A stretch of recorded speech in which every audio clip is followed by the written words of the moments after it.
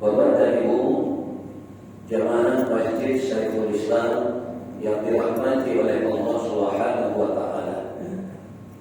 Berkenaan dengan kajian materi tadabbur kalimat-kalimat yang kita ucapkan di dalam sholat kita, maka terakhir kita sudah mentadabbur mulai dari kalimat ihdinas siratal mustaqim, kemudian siratal ladzina an'amta 'alaihim sampai kepada ghairil maghdubi 'alaihim waladdallin.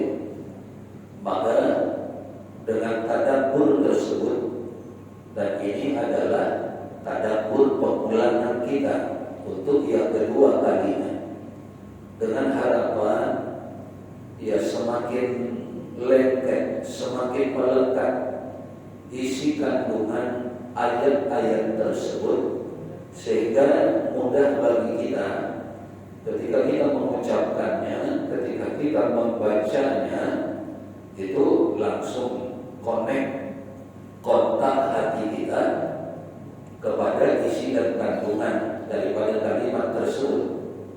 Dan itu berarti kita mengamalkan satu hadis Nabi Sallallahu Alaihi Wasallam yang bisa jadi hadis ini memang jarang ya sampai ke telinga sebagian orang, tapi kepada telinga kita sudah berulang kita perdengarkan, di mana Nabi kita Sallallahu Alaihi Wasallam mengatakan bahwa orang yang sholat itu fa innama yunaji rabbahu, sesungguhnya kita ketika sholat, sesungguhnya orang-orang yang sedang sholat itu yunaji, mereka sedang bermunajat rabbahu, kepada Tuhannya. Tentu Tuhan kita adalah Allah. Di dalam sholat kita sedang bermunajat kepada Allah. Munajat itu sudah juga kita terangkan apa makna munajat itu. Ya sederhananya bercakap-cakap dengan Allah. Sederhananya kita berkata-kata dengan Allah. Kalau bahasa kerennya, kata orang, berdialog dengan Allah. Di satu sisi memang kebenarannya terlalu tinggi karena kita memang belum pernah memanjatnya. Bagi orang yang sudah memanjatnya sedikit demi sedikit, maka bagi dia sudah mudah, sudah lama dia memanjatnya nih. Mulai dari katakanlah madrasah dia dulu, dia sudah panjat itu kalimat-kalimat itu, dan berarti dia mulai. Ada yang masuk ke pondok pesantren sudah lama dia.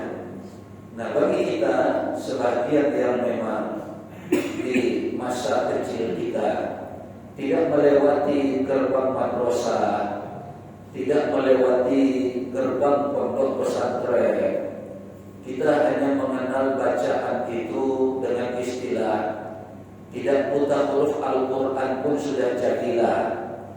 Tapi sekarang kita kesulitan untuk memanjatnya, kita anggaplah dia tinggi, padahal mudah sekali sebetulnya, mudah nyambung. Kalau kita bercerita kepada orang yang tadi kita katakan ada modal madrasah, ada modal pondok mungkin, dan lain-lain sebagainya. Nah maka dari itu tidak ada kata tinggi bagi kita. Kita saja yang belum mendapatkannya. Maka terus kan kata Nabi kita, terus daki ini minal mahdi ilal lahad, mulai dari ayunan sampai masuk liang lahat. Artinya apa? Sebelum masuk liang lahat berarti kewajiban belajar jalan terus. Walaupun belajar kita tidak disebutlah sebagai belajar formal, mau mengejar ijazah lagi bukan, mau mencari sertifikat bukan, mau mendapatkan penyesuaian golongan, penyesuaian gaji bukan. Bahkan yang dimaksud Nabi itu sendiri pun bukan itu. Ketika dia katakan tuntutlah ilmu itu, belajarlah min turunan mulai dari buaya ilal lahat sampai kepada liang kubur, lubang lahat, baru berhenti belajar. Maka sebelum ke sana tidak apa-apa, di rumah kita bisa belajar dengan baca-baca buku. Di rumah kita bisa belajar dengan memanfaatkan media-media yang ada. Bahkan di luar itu, di masjid kita pun kita belajar. Kita belajar semua. Untuk apa? Mengamalkan hadis Nabi tadi. Kalau tidak, bisa berdosa. Terutama kalau berkenaan dengan yang wajib-wajib itu dilakukan pelanggaran karena tidak tahu, karena tidak belajar. Makanya kata Nabi, fardhun ala kulli muslimin wa muslimatin. Fardhu, fardu. Belajar itu fardu, belajar itu wajib. Yang fardu itu kalau tidak didapat berdosa. Kapan datang dosanya? Bukan waktu dia belajar, tapi ketika dia menunaikannya, dia tidak tahu gara-gara tidak belajar, disitulah dia berdosa.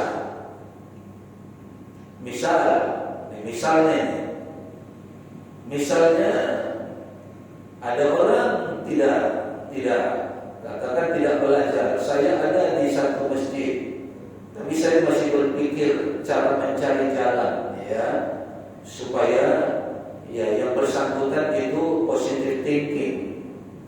Karena beberapa kali saya ke masjid tersebut, yang bersangkutan mengimami, memang dalam kacamata kami dewan hakim salah. Bismillahirrahmanirrahim. Alhamdulillahi rabbil alamin. Ar-Rahmanir Rahim. Maliki yaumiddin. Apa ini salah? Ujungnya kayak waqaf tasydid dibuatnya. Kan kalau kita berwakaf yang tasydid kan begitu. Kalau manya dimatikan. Padahal kan Alhamdulillahi rabbil alamin. Putus, dia ma'arif disukun. Nah, tapi bagaimana ini caranya saya pikir? Kalau dia tidak belajar, dia berdosa. Kapan? Bukan waktu tidak membaca itu, tapi ketika membaca itu, dia jadi salah karena tidak belajar. Bacaannya salah, berdosa. Dia tidak belajarnya juga berdosa. Itulah makna fardhun ala kulli muslimin wa muslimatin itu. Wajib hukumnya belajar. Fardhun, difardukan sama kita. Waktu mengamalkannya, bagaimana? Katakan ada orang tidak belajar bagaimana batas-batas aurat, baik bagi laki-laki maupun bagi wanita. Apakah waktu tidak belajar itu dia berdosa? Belum. Kapan dia berdosa? Nanti waktu dia berpakaian, dia tidak mengerti mana batas aurat, lalu ditampakkanlah auratnya kepada orang lain, maka pada waktu dia menunjukkan aurat itu dia berdosa. Dan dia tidak belajar bagaimana batas-batas aurat, akhirnya jadi datang dosanya. Dosa tidak belajarnya itu jadi datang. Itu yang dimaksud dengan fardhun ala kulli muslim wa muslimatin. Makanya belajar itu jadi wajib. Nah, maka dari itu, Bapak dan Ibu jemaah yang dirahmati oleh Allah Subhanahu wa taala, nah berarti enggak perlu dewan hakim untuk tahu bacaan imam yang kayak itu tadi. Kita pun sendiri merasakannya. Iyyaka na'budu wa iyyaka nasta'in. Dinikmatinya pula itu. Beberapa kali saya belum ada berubah. Beberapa kali saya belum ada berubah. Bisa jadi belum ada yang mengingatkan sampai yang bersangkutan. Ya, seperti wakaf nun dan mim yang bertasydid dibuatnya di belakang-belakang wakaf dari ayat demi ayat dari surah Al-Fatihah itu yang jangan sampai.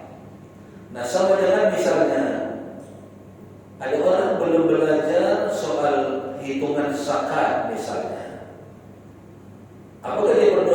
waktu dia tidak datang ke majelis, ada majelis misalnya, majelis yang membahas tentang zakat, lalu dia tidak datang, apakah dia sudah berdosa? Belum. Paling keutamaan majelis itu dia belum dapat. Kapan dia tidak belajar itu jadi berdosa? Ketika dia saatnya menunaikan zakat, lalu yang dia lakukan salah dalam melakukan penunaiannya, pembayarannya, maka dia sudah menanggung dosa waktu salah membayar itu. Dan kesalahan membayarnya dikarenakan dia tidak datang ke tempat belajar yang menerangkan tentang zakat, jadi berdosa dia ketika itu. Jadi dosanya datang belakangan. Gara-gara dia tidak belajar, akibatnya dia tidak tahu. Pada waktu dia tidak tahu itulah dosa tidak belajar itu datang. Nah, maka dari itu Bapak dan Ibu jemaah yang dirahmati oleh Allah, berarti kita sudah tadabbur nih, sudah tadabbur 2 kali sudah. Karena ini kita membaca mentadabbur ayat demi ayat dari surah Al-Fatihah pada rakaat kita yang kedua. Harapan saya sudah melekat. Kalau nanti feeling saya mengatakan belum dan itu masih dibutuhkan, bisa jadi nanti membahas rakaat yang ketiga kita tadabbur kembali untuk mengingatkan kita. Maka kita lewati ini surah Al-Fatihah di rakaat yang kedua. Selesai surah Al-Fatihah tetap kalau mau mengamalkan. Hadisnya sudah pernah kita sampaikan, sudah pernah kita ungkapkan. Imam diam sejenak. Untuk apa? Memberikan kesempatan makmumnya membaca surah Al-Fatihah. Selama dalam diam, imam melakukan apa? Ketika dia membahas di ayat rakaat pertama sudah kita terangkan. Imam itu tetap dengan inti daripada sholatnya, yaitu ingat kepada Allah, berzikir kepada Allah. Dengan apa dia berzikir? Pada pertemuan yang beberapa bulan lalu kita bahas itu, kita sudah sampaikan bahwa di dalam kitab Nailul Awtar itu disebutkan imam boleh melakukan 3 hal. Milih satu di antaranya. Dalam zikirnya dia berzikir dengan membaca lagi ayat Al-Quran boleh. Karena ayat Al-Quran itu kan kalimat-kalimat zikir. Dia baca ayat yang mana yang suka hati, yang 30 juz gitu. Kemudian yang kedua, dia boleh berzikir dengan kepada Allah dengan cara berdoa, terutama doa menggunakan ayat-ayat Al-Quran. Dalam diamnya dia boleh berdoa, Rabbana la tu'akhidna in nasina aw akhtana. Boleh. Dia boleh berdoa, itu baru 1 ayat. Supaya sama dengan makmumnya 7 ayat. Rabbana wa la tuhammilna wa Rabbana wa la tahmil alaina isran kama hamaltahu 'alal ladina min qablina. 2 ayat. Ditambah lagi zikirnya dengan baca Al-Quran dan doa juga sekaligus. Rabbana wa la tuhammilna ma la taqata. Saya sering mendengar ketika orang baca tahlil kebanyakan terbalik hurufnya. Rabbana wa la tuhammilna ma la taqata lana bi, kata dia. Padahal qaf, ta, qaf, ta, taqata, bukan taqata. Jangan salah itu.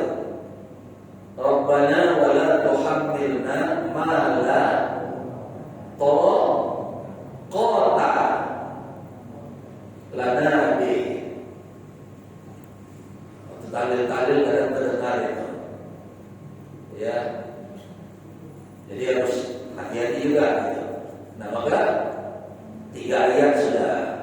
Tambah lagi ayat yang lain, ayat Al-Quran sekaligus doa. Berarti 2 sudah tuntunan datang. Nah, yang satu lagi dia boleh berzikir menyebut kalimat-kalimat thayyibah. Kalimat thayyibah itu yang dimaksud subhanallah Alhamdulillah. Jadi dia tidak kosong juga dari zikirnya. Makmum baca Fatihahnya dengan tenang. Hadisnya sudah kita sebutkan ketika kita membahas rakaat pertama Fatihah beberapa bulan yang lalu. Kitab-kitab yang mengajarkan itu pun sudah kita sebutkan. Kalau ada orang yang tidak mengamalkan, ya kita tinggal mempertimbangkan mana yang lebih baik bagi makmum. Dia baca Fatihah tapi masih mendengar bacaan surah dari imamnya, atau yang mana? Nah, maka dari itu Bapak dan Ibu yang mana dirahmati oleh Allah, itu sudah kita diingatkan saja kembali setelah feeling, ya, ini feeling. Setelah feeling imam, saya kan ketika imam kan gak nanya ke belakang, udah selesai belum? Kan enggak, pakai feeling. Feeling saya kalau sudah 7 ayat yang saya baca, berarti makmum saya pun sudah 7 ayat. Kalau 7 kalimat doa sudah saya hadirkan, berarti makmum saya itu sudah 7 ayat. Kalau kalimat subhanallah walhamdulillah itu sampai 7 kali saya ulang-ulang, subhanallah walhamdulillah la ilaha illallah wallahu akbar. Feeling saya berarti makmum saya sudah selesai dari Fatihahnya. Ada yang merasa belum selesai belum? Ada enggak? Contoh maghrib tadi misalnya, belum selesai baca Fatihah, Bapak dan Ibu sekalian saya sudah baca ayat, ada enggak? Ada. Nah kalau ada, feeling saya perpanjang sedikit lagi. Pas. Berarti selesai makmum baca Fatihah, baru kemudian saya baca ayat, pas ya. Nah saya takut nanti kalau saya langsung baca ayat, kan tadi rakaat kedua baca Qul Hu, surah Al-Ikhlas. Berapa ayat surah Al-Ikhlas? Berapa? Surah Al-Ikhlas berapa ayat? 4. Surah Al-Fatihah berapa ayat? 7. Kalau sama-sama kita baca, makmum sama imam, siapa duluan selesai? Imam. Kenapa? Cuma 4 ayat. Berarti imam sudah selesai, makmumnya baru mau ihdinas siratal mustaqim. Ketinggalan lagi makmumnya, padahal baru rakaat kedua. Nah maka dari itu hadisnya saya telah katakan ada di dalam kitab Nailul Awtar. Kemudian penjelasannya juga ada dalam kitab Nailul Awtar. Lalu kitab-kitab fikih yang mengajarkan itu pun, pokoknya asal kitab fikih yang penulisnya bermadhab Syafi'i, pasti dia sampaikan itu. Pasti. Asal pokoknya kitab fikih yang bermadhab Syafi'i. Jangan yang madhabnya madhab orang lain, pasti nggak nyambung sama kita. Yang madhabnya punya orang lain nggak nyambung. Ya, selesai itu barulah makmum sama-sama mendengarkan bacaan ayat yang dibaca imam. Dalilnya itu, wa idza quri'al Qur'an fastami'u lahu wa ansitu la'allakum turhamun. Baru cocok ayat itu sama kita.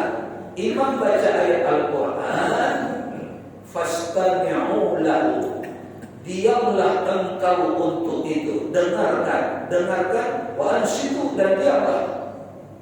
Ansit, diam. Kalau makmum sedang baca juga, berarti ayat tadi dilanggar. Jadi bukan cuma melanggar tadi, melanggar ayat tadi. Apabila dibacakan ayat Al-Quran, dengarkan, diam. Tapi kalau kita baca juga, jangan-jangan ada ayat yang lain, padahal tidak ada. Kita dengarkan dengan seksama. Tadabbur juga yang dibaca imam itu kita tadabbur, hadir di hati kita, isi dan kandungannya. Qul huwallahu ahad, hadir Allah yang Maha Esa. Melintas saja pun jadilah. Allahus Samad, Allah tempat hamba bergantung. Engkau tempat hamba bergantung ya Allah. Qul huwallahu ahad. Ya Allah, Engkau Tuhan yang Maha Esa. Allahus Samad. Engkau tempat hamba menggantungkan segala harapan. Lam yalid wa lam yulad. Ya Allah, Engkau tidak beranak dan tidak diperanakkan. Walam yakul lahu kufuwan ahad. Melintas di hati kita mengatakan itu. Tapi kalau imam membaca, kita pun membaca, kapan kita tadabbur bacaan kita dan kapan pula kita mentadabbur bacaan imam? Akhirnya dua-dua tak tertadabbur. Kenapa? Masing-masing. Nah, masing-masing gawainya dibuatnya seorang. Saya sebagai imam, gawai saya jalankan. Makmum pun gawai dia sampaikan. Akhirnya sama-sama bergawai. Tak ada yang memperhatikan gawai orang lain. Awas tuh. Sudah selesai kita mendengarkan bacaan imam dengan seksama, lalu rukuk pun sudah kita tadabbur. Kita mengingatkan saja lagi, hanya mengingatkan, atau mana tahu mungkin ada. Ketika dulu itu kita bahas, ada jamaah kita yang belum bergabung, bisa jadi dia belum ingat. Ketika rukuk diingatkan lagi, yang sudah bertambah berkah, yang belum bertambah ilmu. Ya, ketika mau rukuk angkat kedua tangan. Hadisnya mengatakan sama mengangkatnya seperti ketika takbiratul ihram. Saya terlalu banyak kemana-mana. Memang mata saya itu kan nengok-nengoklah terus. Ada yang angkat tangannya saja enggak kena. Allah, kan enggak begini yang diajarkan sama kita. Jamaah sudah tahu kan? Angkatnya telapak tangan dihadapkan ke kiblat. Tapi yang begini ya Allah, banyaknya ya Allah, pikirlah. Salah dia melakukannya. Waktu belajar belum berdosa, nih sekarang ini belum berdosa, dia tak ada taklid, tak berdosa. Cuma belum dapat manfaat. Itu saja kerugian dia. Kapan dia berdosanya? Waktu nanti dia melakukannya salah. Disitulah dia kena dosanya itu. Kenapa dia berdosa? Enggak belajar. Jadi dosa belajar itu kenanya pada waktu dia tidak mengamalkannya. Jangan salah, ya diingatkan. Dari sedekah, lalu angkat kedua tangan kita seperti ketika takbiratul ihram, ucapkan takbir, lalu rukuklah. Rukuk, diingatkan lagi kita. Telapak tangan itu tempatnya di sini. Ya, bukan di sini. Tapi di sini. Nah, telapak tangan ini tempatnya di dengkul, jangan di tulang kering. Ada yang meletakkan di tulang kering. Kadang-kadang sedih kita memangnya. Kenapa? Waktu itulah dia berdosa. Tak disadarinya itu. Bukan waktu belajar, bukan waktu bertaklid, tapi waktu menunaikannya.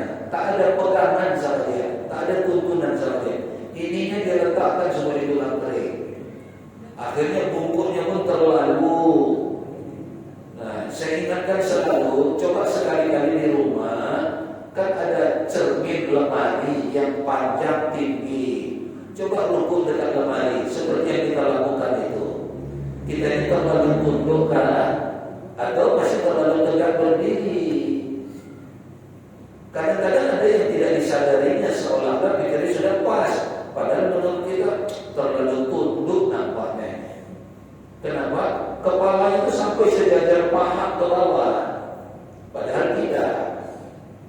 Atau ada yang kepalanya masih di atas. Oh saya Ustaz, pinggang saya ini pernah ketimpa kelapa Ustaz. Nah, itu kecuali pernah ketimpa kelapa tak bisa tunduk, apa boleh buat? Pernah ketimpa kelapa tak bisa pula kalau tak tegak berdiri gini. Nah, apa boleh baut kalau begitu? Tapi kalau kita yang normal, usahakanlah lurus, mulai dari ujung kepala sampai kepada ujung punggung kita ini. Gunakan kaca cermin supaya kita pastikan ya, tuntunan rukuknya itu seperti itu. Kemudian kalau ditanya lagi kita, apa yang kita lakukan ketika kita rukuk? Ingat hadis Nabi tadi, fa inna ma yunaji rabbahu. Ketika rukuk pun kita yunaji, kita bermunajat rabbahu kepada Allah. Maka apa perintah Nabi? Falyanzur kaifa yunaji. Itu perintah Nabi. Tapi kadang tidak digubris orang. Apa kata Nabi dalam bahasa kita? Falyanzur, perhatian kata Nabi. Minum obat kalau tidak diperhatikan, bisa berbuih mulut Pak. Tidak sesuai dengan apanya petunjuknya. Kalau sudah ada kata perhatikan, betul-betul diperhatikan. Kalau tidak nanti salah minum. Makanan juga begitu, perhatian. Kedaluarsa tanggal sekian, jangan dimakan lewat itu. Ini pun kata Nabi, falyanzur, perhatikan. Kaifa, bagaimana yunaji, bagaimana munajatmu. Artinya bagaimana munajatmu itu bahasa kita ya. Apa yang kau katakan waktu itu? Itu sederhana. Apa yang kau katakan waktu itu? Sederhana Pak. Apa yang kau katakan waktu itu? Makanya kalau sebelum itu kita berani. Apa yang kau katakan waktu a'udzubillahi minasyaitonir rajim? Ku katakan aku minta perlindungan kepada Allah dari syaitan yang terkutuk. Apa yang kau katakan ketika bismillahirrahmanirrahim? Ku katakan waktu itu kepada Allah dengan keagungan nama-Mu ya Allah, rahmati hamba. Apa yang kau katakan waktu alhamdulillahirabbil alamin? Ku katakan kepada Allah waktu itu, segala puji bagi-Mu ya Allah, hamba bersyukur kepada-Mu. Apa yang kau katakan waktu ar-Rahmanir Rahim? Ku katakan waktu itu, ya Allah, Engkau Maha Pengasih, Engkau Maha Penyayang. Apa yang kau katakan pada waktu Maliki Yaumiddin? Ku katakan waktu itu kepada Allah, ya Allah, Engkau penguasa hari pembalasan. Apa yang kau katakan waktu iyyaka na'budu wa iyyaka nasta'in? Ku katakan pada waktu itu kepada Allah, ya Allah, hanya kepada-Mu hamba menyembah dan hanya kepada-Mu hamba memohon pertolongan. Apa yang kau katakan pada waktu ihdinas siratal mustaqim? Yang ku katakan pada waktu itu, ya Allah, beri hamba hidayah kepada jalan yang lurus, kepada jalan keistiqomahan. Apa yang kau katakan waktu siratal ladzina an'amta 'alaihim? Waktu itu ku katakan kepada Allah, ya Allah, jalan yang hamba minta itu adalah jalan orang yang sudah Kau beri nikmat hidayah itu kepada mereka. Apa yang kau katakan ketika ghairil maghdubi 'alaihim waladdallin? Yang ku katakan waktu itu kepada Allah, ya Allah, jauhkan hamba dari jalan orang yang Engkau murkai dan jalan orang yang Engkau sesatkan. Apa yang kau katakan waktu amin? Waktu itu ku katakan kepada Allah, kabulkan ya Allah. Begitu seterusnya. Falyanzur, perhatikanlah apa yang kita katakan. Perhatikan. Oh, saya belum tahu entah apa yang mau saya perhatikan. Itulah gunanya kita belajar non formal ini. Belajar sampai ke yang lahan ini, itulah yang kita mau dapatkan itu. Ketika di formal dulu mungkin tidak ada. Ketika di formal dulu mungkin tidak kita dapatkan. Sekaranglah dia saatnya. Nah, maka dari itu kata kuncinya Bapak dan Ibu, ingat kata Nabi tadi, fa inna ma yunaji rabbahu. Saya sedang munajat, Bapak Ustaz, Bu Mulyadi sedang munajat, Pak Haji, Bu Haji sedang munajat, kita semua sedang munajat. Maka untuk saya, Zulfan, kaifa yunaji? Perhatikan bagaimana munajatmu. Iya, ya Allah, hamba akan perhatikan. Maka saya perhatikan munajat saya. Kita juga begitu, perhatikan munajat kita. Seperti tadi bisa. Apa yang kau katakan ketika ini? Yang ku katakan itu ini. Yang ku katakan itu ini. Maka nanti kita lanjutkan. Apa yang kita katakan ketika subhana rabbiyal azim wa bihamdihi balik. Walaupun sudah pernah, tapi nanti pemulangan kita ulang lagi insyaallah. Saya kira ini Bapak dan Ibu jemaah yang dirahmati oleh Allah Subhanahu wa taala.